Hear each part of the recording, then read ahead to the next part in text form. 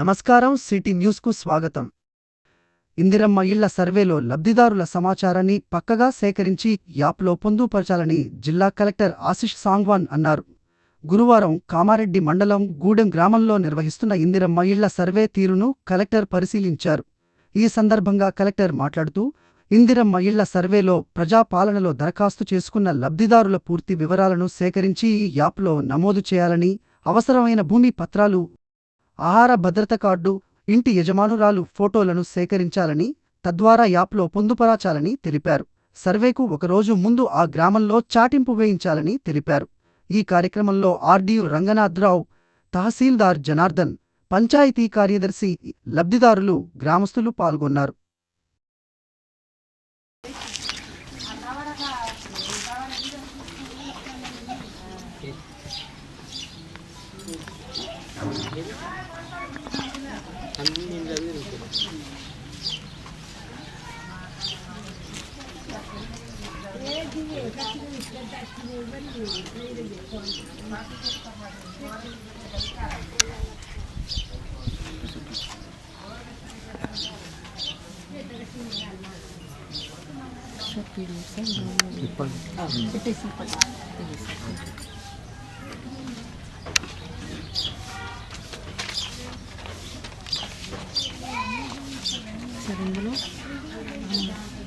Type of ownership document upload sir. దీంట్లో దీపం పట్ట సాధారణమైనమ్మా, మనకు ఇది ప్రాపర్టీ ట్యాక్స్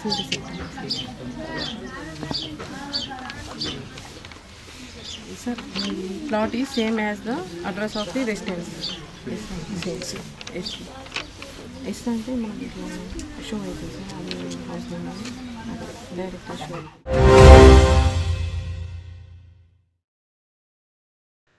తెలంగాణ రాష్ట్రంలో పేద మధ్యతరగతి వర్గాలైన బీసీ, ఎస్సీ, ఎస్టీఏ ప్రజలకు విద్య, వైద్యం, ఉపాధి, భూమి, ఇల్లు సాధనకై తెలంగాణ రాష్ట్ర వ్యాప్తంగా జిల్లా కేంద్రాల్లో కలెక్టర్లకు మరియు మండల కేంద్రాల్లోని ఎంఆర్ఓలకు వినతిపత్రాలు అందించిన పిదప ప్రభుత్వం నుండి ఎలాంటి స్పందన లేనందున తెలంగాణ రాష్ట్ర వ్యాప్తంగా ధర్మ సమాజ్ పార్టీ రిలే నిరాహార దీక్షలు చేపట్టింది.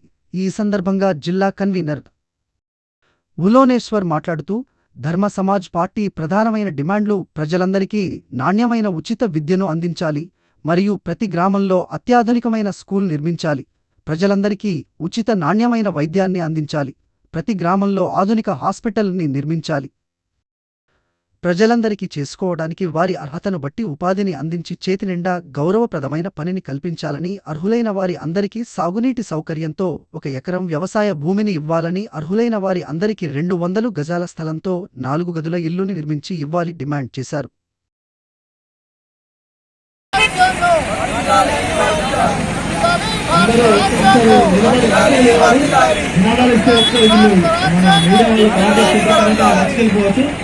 ఈ విద్యను ప్రతి ఒక్క పేదలకు, ప్రతి ఒక్క ఉన్నత స్థాయి, ఒక ఎమ్మెల్యే కొడుకు ఎక్కడ చదువుకుంటాడో మన పేద విద్యార్థులు కూడా అక్కడే చదువుకోవాలా. అదే సామాజిక న్యాయాన్ని భారత రాజ్యాంగం ఏం చెప్పింది? సమానత్వాన్ని పంచాలని చెప్పింది ప్రభుత్వం. మరి ఈ రాజ్యాన్ని పరిపాలించేటోళ్ళు అసలు సమానత్వం ఎక్కడ చూస్తూ ఉన్నది? ఉన్నోడికి ఒక తీరుగా, లేనోడికి ఒక తీరుగా ఈ రాజ్యం పరిపాలిస్తున్నది.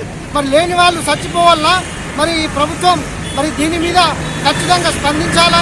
అలాగే ఉపాధి, ఈరోజు తెలంగాణ రాష్ట్రంలో లక్షల మంది నిరుపేదలు నిరుద్యోగులై తిరుగుతూ ఉన్నారు, రోడ్ల మీద తిరుగుతూ ఉన్నారు. ఈ ఉద్యోగాలు ఇవ్వట్లేదు.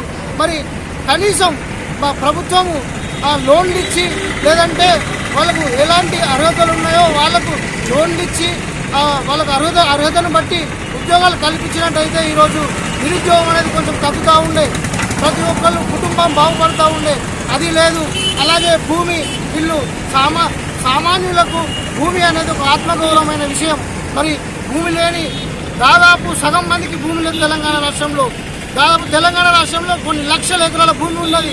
దాన్ని ప్రతి ఒక్క వ్యక్తికి సాగునీటితో సహా 1 ఎకరాన్ని భూమిని పంచినట్లయితే ఆ వ్యక్తికి, ఆ కుటుంబానికి ఆత్మగౌరవంతో బతకగలుగుతారు. ఇవి ఇవ్వకుండా ప్రభుత్వం కాని పథకాలు, పిచ్చి పథకాలు పెట్టి ప్రభుత్వం ప్రజల్ని మభ్యపెడతా ఉన్నది. కాబట్టి ఈ ప్రభుత్వం ఖచ్చితంగా ఈ 5 అంశాల మీద ఈ రోజు జరుగుతున్న అసెంబ్లీలో ఈ 5 అంశాల మీద మాట్లాడి పేద ప్రజలందరికీ భారత రాజ్యాంగం యొక్క మూల సూత్రం ఏంది, స్వేచ్ఛ, సమానత్వం, సౌభ్రాతృత్వం. మరి స్వేచ్ఛ లేదు ఈ తెలంగాణ రాష్ట్రంలో. విపరీతమైన దాడులు, ఆత్మహత్యలు జరుగుతూ ఉన్నాయి. మరి ఇవన్నిటినీ అసెంబ్లీలో మాట్లాడి ప్రజలందరికీ సమానంగా అన్ని పంచినట్టయితే ప్రజలందరూ సుఖ సంతోషాలతో ఉంటారని ఈ మీడియా ముఖంగా చెప్తా ఉన్నాము. మరి మీడియా కూడా ఇవన్నీ మరి ఈ అంశాలను ముందుకు తీసుకెళ్లాలని, ప్రభుత్వం దృష్టికి తీసుకెళ్లాలని మీడియా వారిని కూడా కోరుతా ఉన్నాము. మరి ఈ అవకాశం ఇచ్చినటువంటి మీడియాకు ధన్యవాదాలు. జై భీమ్. ఈ నెల 15 తేదీల్లో జరగనున్న గ్రూప్ 2 పరీక్షలను పకడ్బందీగా ఎలాంటి సమస్యలు తలెత్తకుండా నిర్వహించాలని జిల్లా కలెక్టర్ ఆశిష్ సాంగ్వాన్ అన్నారు.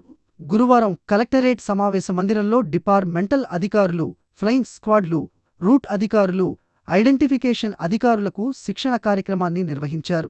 ఈ సందర్భంగా కలెక్టర్ మాట్లాడుతూ, ఇంతవరకు జరిగిన గ్రూప్స్ పరీక్షలను విజయవంతం చేయడం జరిగాయని, ప్రస్తుతం జరుగనున్న గ్రూప్ 2 పరీక్షలను కూడా జాగ్రత్తగా, ఎలాంటి సమస్యలకు తావివ్వకుండా పకడ్బందీగా నిర్వహించాలని తెలిపారు.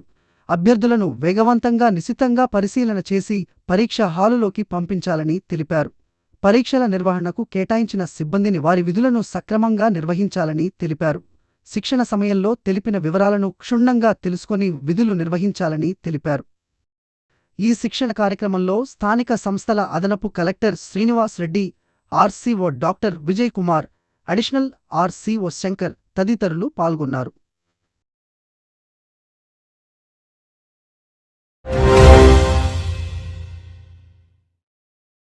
ఈ రోజు మహారాష్ట్ర నుండి హైదరాబాద్ వెళ్లే దేవగిరి ఎక్స్ప్రెస్లో విశ్వసనీయ సమాచారం మేరకు ఆర్పీఎఫ్ పోలీసులు కామారెడ్డి ఎక్సైజ్ ఎస్ఏఐ విక్రమ్ వారి బృందం ఆధ్వర్యంలో 100 కిలోల బెల్లం, 30 కిలోల పట్టిక పట్టుకోవడం జరిగింది.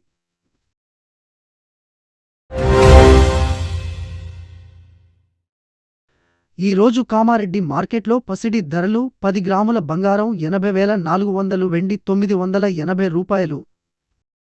ఇంతటితో ఈనాటి వార్తలు సమాప్తం. తిరిగి మళ్ళీ మరుసటి వార్తల్లో కలుసుకుందాం.